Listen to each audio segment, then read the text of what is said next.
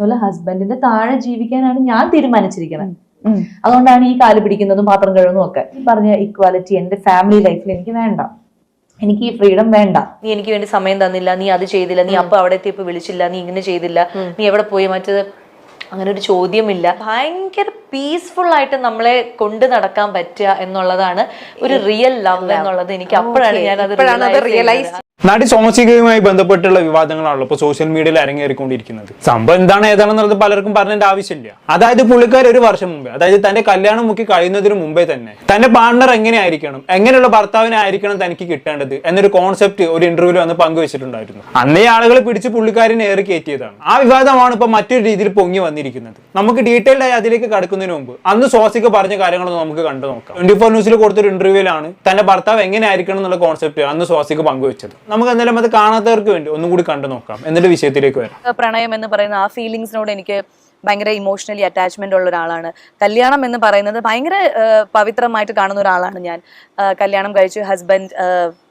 ഞാൻ ഇപ്പോഴല്ല, കുറെ മുമ്പ് നമ്മൾ സീത സീരിയലൊക്കെ നടക്കുന്ന സമയത്ത് ഏതോ ഒരു ഇന്റർവ്യൂവിൽ ഞാൻ പറഞ്ഞു, എൻ്റെ മനസ്സിലൊരു ആഗ്രഹം എന്ന് പറഞ്ഞു കഴിഞ്ഞാൽ എനിക്ക് ഭയങ്കര എന്താ പറയാ, എൻ്റെ ഹസ്ബൻഡ് കുറച്ച് ഡോമിനേറ്റിംഗ് പവർ ഉള്ള ആളായാലും എനിക്ക് കുഴപ്പമില്ല. അതായത് കുറച്ച് ഫ്രീഡം റെസ്ട്രിക്ട് ചെയ്യുന്ന ആളായാലും എനിക്ക് കുഴപ്പമില്ല. അത് എനിക്ക് കുഴപ്പമില്ല എന്ന് ഞാൻ പറഞ്ഞോളൂ. എല്ലാ സ്ത്രീകളും അങ്ങനെ ആവണമെന്ന് ഞാൻ പറയുന്നില്ല. ഞാൻ പറഞ്ഞു എനിക്കിഷ്ടമാണ്, ഞാൻ തന്നെ കുക്ക് ചെയ്ത് കൊടുക്കുന്നത് എനിക്കിഷ്ടമാണ്. ഇപ്പോൾ എൻ്റെ ഹസ്ബൻഡ് വരുന്നവരെ വെയിറ്റ് ചെയ്ത് ഭക്ഷണം കഴിക്കാതെ ഇരിക്കുന്നത് എനിക്കിഷ്ടമാണ്. ചിലപ്പോൾ ഇങ്ങനെ ആലോചിക്കും, രാവിലെ എണീറ്റ് അദ്ദേഹത്തിന്റെ കാലൊക്കെ തൊട്ട് തൊഴുവണം എന്നുള്ളത്, അതെല്ലാം എൻ്റെ ഇഷ്ടമാണ്. അത് നിങ്ങൾ ചെയ്യണമെന്നോ അല്ലെങ്കിൽ ആ സ്ത്രീകളെ അടിച്ചമർത്തുന്നു, ആ ടോപ്പിക്കിനോടൊന്നും എനിക്ക് അതിനെക്കുറിച്ചൊന്നും പറയാനില്ല. ഞാൻ പറഞ്ഞ അങ്ങനത്തെ ഒരു ലൈഫ് സ്റ്റൈൽ എനിക്ക് ഇഷ്ടമാണ്. ഇവളിത് പറയുമ്പോൾ അവതാരകൻ എക്സ്പ്രഷൻ അടുക്കും മുടി, ഇവളെന്ത് മാങ്ങാണ്ടിയാണ് പറയണമെന്നുള്ളൊരു തരം എക്സ്പ്രഷൻ ഇല്ലേ. അപ്പൊ സോസിക്കത് ഒരു വർഷം മുമ്പേ പറഞ്ഞ കാര്യമാണ് അല്ലെ. അതായത് ഒരു കരിപ്പൻ കാന്താരി കോൺസെപ്റ്റ്, തന്നെ ഡോമിനേറ്റ് ചെയ്യുന്ന, തന്നെ ഫ്രീഡത്തെ റെസ്ട്രിക്ട് ചെയ്യുന്ന ഒരു ഭർത്താവിന് തന്നെ പുള്ളിക്കാരിക്ക് വേണം. പക്ഷെ അതയാൾ തന്നെ പറയുന്നത് അതെന്റെ ചോയ്സ് ആണ് എന്ന്. അങ്ങനെയൊക്കെ പറയുന്നുണ്ടെങ്കിലും കൂട്ടിയും ഒരു പബ്ലിക് പ്ലാറ്റ്ഫോമിൽ ഇങ്ങനെ ഒന്ന് പറയുമ്പോൾ നമുക്ക് അതൊരിക്കലും ആക്സെപ്റ്റ് ചെയ്യാൻ പറ്റത്തില്ല അല്ലെ. പബ്ലിക് പ്ലാറ്റ്ഫോം ആകുമ്പോൾ ഇങ്ങനത്തെ നിലപാട് പറയുമ്പോൾ സ്വാഭാവികമായിട്ടും നല്ല പൊങ്കാല വരും. അത്തരത്തിലുള്ള പൊങ്കാലയും പുള്ളിക്കാരിക്ക് അന്ന് നല്ലോണം കിട്ടിയിരുന്നു. കല്യാണം കഴിഞ്ഞാലും ഇതേ ഡയലോഗ് തന്നെ വേണം. പിന്നെ അടുത്തൊരു കമന്റ് ഉണ്ടായിരുന്നു, ഫ്രീഡം റെസ്ട്രിക്ട് ഡയലോഗ് അടിക്കാൻ കൊള്ളാം, അനുഭവിക്കുമ്പോൾ മനസ്സിലായിക്കോളൂ. ഇഷ്ടമുള്ള ഡ്രസ്സ് ഇടുന്നത്, അഭിനയിക്കുന്നത്, ഇതെല്ലാം നിയന്ത്രിക്കുമ്പോൾ ഇയാൾ തന്നെ പറയും ഗുഡ് ബൈ ചേട്ടാ, ഫാമിലി കൂട്ടി കാണാമെന്ന്. വളരെ റെലവെന്റ് ആയിട്ടുള്ള ഒരു കമന്റ് തന്നെയാണത് അല്ലെ. എനിക്കൊന്ന് അന്ന് ഈ സോസിക പറഞ്ഞു കേട്ടപ്പോ ഒരു ഫാന്റസി കോൺസെപ്റ്റ് സംസാരിച്ച പോലെയാണ് തോന്നിയത്. കല്യാണം കഴിഞ്ഞാൽ മാറിക്കോളെന്നുള്ള ഒരു ചിന്താഗതിയായിരുന്നു. എന്തായാലും അങ്ങനെ ഇരിക്കുകയാണ് ഒരു 5-6 മാസം മുമ്പേ പുള്ളിക്കാരുടെ കല്യാണം കഴിയുന്നത് അല്ലെ. പുള്ളിക്കാരുടെ കൂടെ അഭിനയിച്ച് പ്രേം എന്ന് പറയുന്ന ആളെയാണ് പുള്ളിക്കാരി കെട്ടിയത്. പ്രണയവിവാഹമായിരുന്നു. അങ്ങനെ കല്യാണം ഒക്കെ കഴിഞ്ഞു. ഒരു ദിവസം മുന്നേ പുള്ളിക്കാരി ക്യൂ സ്റ്റുഡിയോ എന്ന് പറഞ്ഞ ചാനലിൽ പോയി ഒരു ഇന്റർവ്യൂ കൊടുത്തിട്ടുണ്ടായിരുന്നു. അപ്പൊ അവിടെ വെച്ച് അവതാരക ചോദിക്കുന്നുണ്ട് ഈ പറഞ്ഞ കാര്യത്തിൽ എന്തെങ്കിലും മാറ്റമുണ്ടോ എന്ന്. അപ്പൊ അന്നേരം സ്വാസിക പറഞ്ഞ മറുപടി നമുക്കൊന്ന് കണ്ടുനോക്കാം. സൈബർ ബുള്ളിങ് ഇത്തരത്തിലുള്ള കാര്യങ്ങളെ എങ്ങനെയാണ്? അങ്ങനെ ഈ പറഞ്ഞ പോലെ ഭയങ്കരമായിട്ടുള്ള സൈബർ ബുള്ളിങ് ഇതിനെ ഞാൻ എടുക്കുന്നില്ല. ഞാൻ എന്റെ ഒരു അഭിപ്രായം പറയുന്നു. ഞാൻ എന്റെ പേഴ്സണൽ ലൈഫിനെ കുറിച്ച് ചോദിക്കുകയാണെങ്കിൽ എന്റെ പേഴ്സണൽ ലൈഫ് ഞാൻ ഇങ്ങനെയാണ് ജീവിക്കാൻ തീരുമാനിച്ചിരിക്കുന്നത്. അതായത് ഇപ്പൊ നിങ്ങൾ പറയുന്ന പോലെ ഹസ്ബൻഡിന്റെ താഴെ ജീവിക്കാനാണ് ഞാൻ തീരുമാനിച്ചിരിക്കുന്നത്. അത് ഞാൻ ഇപ്പൊ തീരുമാനിച്ചല്ല, ഞാൻ വളരെ ചെറിയ, അതായത് കല്യാണം കഴിക്കുന്നതിന് മുമ്പൊക്കെ ഉള്ള നമ്മുടെ ആ ഒരു ടീനേജ് പ്രായമുണ്ടല്ലോ, അപ്പോഴേ ഞാൻ തീരുമാനിച്ച. അപ്പൊ നിങ്ങൾ ചോദിക്കും എന്തുകൊണ്ടെന്ന് ചോദിച്ചാൽ എനിക്കറിയില്ല. എന്റെ അച്ഛനും അമ്മയും അങ്ങനെയാണെന്ന് ചോദിച്ചാൽ അല്ല, എന്റെ അമ്മൂമ്മ അങ്ങനെയാണെന്ന് ചോദിച്ചാൽ അല്ല, ഇവരാരും അങ്ങനെയല്ല. പക്ഷെ ഞാൻ എന്തുകൊണ്ട് അങ്ങനെ തീരുമാനിച്ചു. അപ്പൊ അത് എന്തുകൊണ്ടാന്ന് വെച്ചാൽ എനിക്കും അതിന്റെ റീസൺ അറിയില്ല. പക്ഷെ ഞാൻ അങ്ങനെ ജീവിക്കാനാണ് പോകുന്നത് എന്നുള്ളത് മാത്രമേ എനിക്ക് അറിയുള്ളൂ. അതുകൊണ്ടാണ് ഈ കാല് പിടിക്കുന്നതും പാത്രം കഴുകുന്നതും ഒക്കെ. അത് തെറ്റാണോ എന്ന് ചോദിച്ചു കഴിഞ്ഞാൽ തെറ്റാണ് നിങ്ങൾക്ക്. അത് ഞാൻ ഒരിക്കലും പറയുന്നില്ല നിങ്ങളെ പോലുള്ള, ഇപ്പൊ അമീനെ പോലുള്ള ആൾക്കാർ അങ്ങനെ ചെയ്യണം, അതാണ് ഒരു പെർഫെക്റ്റ് സ്ത്രീ എന്ന് ഞാൻ ഒരിക്കലും പറയില്ല. അതല്ല പെർഫെക്റ്റ് സ്ത്രീ. സ്ത്രീകൾ എപ്പോഴും ഇൻഡിപെൻഡന്റ് ആയിട്ടിരിക്കണം. അവര് ആ ഒരു ഇക്വാലിറ്റിയിൽ വിശ്വസിക്കണം. കല്യാണം എന്ന് പറയുന്നത് അവരുടെ ജീവിതത്തിലെ വേറൊരു സംഭവമല്ല, അത് നോർമൽ ഒരു സംഭവമാണ്. പക്ഷെ എനിക്കിതൊക്കെ വേറെയാണ്. എനിക്ക് ഈ പറഞ്ഞ ഇക്വാലിറ്റി എന്റെ ഫാമിലി ലൈഫിൽ എനിക്ക് വേണ്ട. എനിക്ക് ഈ ഫ്രീഡം വേണ്ട. ഞാൻ ഇങ്ങനെയാണ് ഇഷ്ടപ്പെടുന്നത്.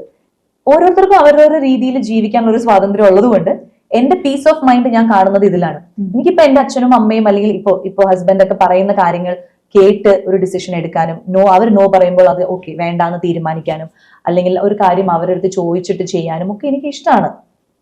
അതൊരു വലിയൊരു പ്രശ്നമായിട്ട് എന്റെ ജീവിതത്തിൽ ഇതുവരെ വന്നിട്ടില്ല, ഇനി അത് വരാനും പോകുന്നില്ല. അപ്പൊ എനിക്ക് അതുകൊണ്ട് ഈ പറഞ്ഞ കാര്യങ്ങൾ ചെയ്യുന്നതിൽ ഞാൻ ഭയങ്കര ഹാപ്പിയാണ്, ഞാൻ സാറ്റിസ്ഫൈഡ് ആണ്. പക്ഷെ മൂന്നാമതൊരാള് ഇത് ഇൻഫ്ലുവൻസ് ആവേണ്ട കാര്യമില്ല, ഇത് ചെയ്യേണ്ട കാര്യമില്ല, ഇതാണ് ശരിയെന്ന് ഞാൻ എവിടെയും പറയുന്നില്ല. പക്ഷെ നാളെ എന്തൊക്കെ ഈ ലോകം മാറിയാലും, ഇപ്പൊ നമ്മൾ പറയല്ലോ, ഇപ്പം ഭയങ്കരമായിട്ടുള്ളൊരു മാറ്റം നമ്മുടെ സമൂഹത്തിൽ വന്നു, സ്ത്രീകൾ ഭയങ്കര ഇപ്പൊ ഈ പറയുന്ന പ്രശ്നങ്ങളൊന്നും സ്ത്രീകൾക്ക് നാളെ ഇല്ലെങ്കിൽ പോലും ഞാൻ ഇങ്ങനെ തന്നെയാണ് ഇരിക്കാൻ ഉദ്ദേശിക്കുന്നത്.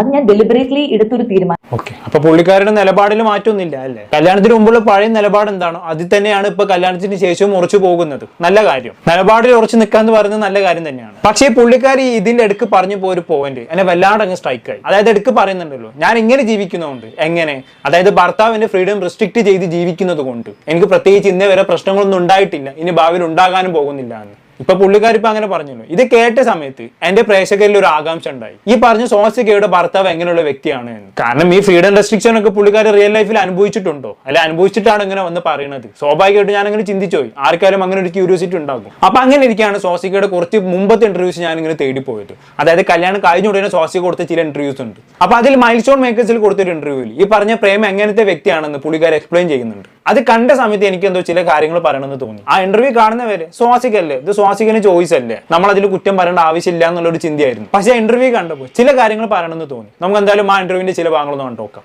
പക്ഷെ എനിക്ക് ഞാൻ മനസ്സിലാക്കി റിയലൈസ് ചെയ്തൊരു കാര്യം എന്ന് വെച്ച് കഴിഞ്ഞാൽ ഞാൻ കുറച്ചൊരു പൈങ്കിളിയാണ്, അല്ലെങ്കിൽ ഞാൻ ഓവർ ഒരു റൊമാൻറ്റിക് ആണ്, കുറച്ച് ക്രിഞ്ചൊക്കെയാണ് ഞാൻ. അപ്പം എന്റെ സീത എന്ന് പറഞ്ഞ സീരിയലാണെങ്കിൽ അതിലും ക്രിഞ്ചായിരുന്നു. അപ്പൊ അതിൽ എന്റെ ഇന്ദ്രേട്ടൻ എന്നെ ഭയങ്കരമായിട്ട് ഒരു രാജ്ഞിയെ പോലെ കൊണ്ട് നടക്കുന്നു, ഞാൻ അത് ചെയ്യാം. അങ്ങനത്തെ ഒരു ഭർത്താവിന്റെ സെറ്റ്.